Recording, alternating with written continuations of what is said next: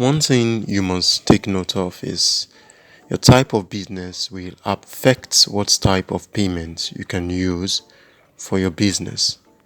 Now, also the branding of your business, which is also your type of business, will immediately tell your customers the kind of payment method they should be expecting. So quickly, I would like you to answer these two questions. One is, what type of business do you run? And then two is, what does your business sell? Now, if you run an online business, okay, yeah, that is an online business. But then you need to know, do you run an e-commerce type of business? That is, you sell products or do you sell services? Now, if you sell services, okay, yeah, you may not need to have an online paying platform or payment platform. But if you run an online e-commerce type of business, that is, if you sell products and services online, well, before me telling people to make transfer for their purchase, well, so what do you do then?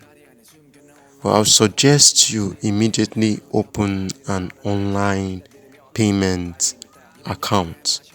Now, there's so many online payment accounts out there.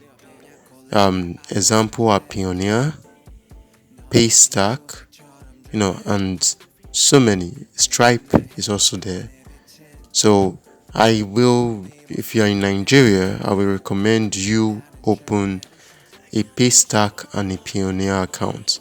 But if you're in the US, then I would suggest you open a Stripe account.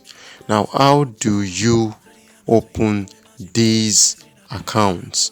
How do you open a Paystack account? Simple. You go to paystack.com and then you click on register, and then you immediately can register and open your Paystack account. It's so simple. The next thing, the major challenge that you may have with using Paystack is how to operate your Paystack account effectively. That is, upload your products online and then get paid from it. But if you need help with this, you can immediately contact me on WhatsApp, through text, or on call using the number that is displayed on your screen right now.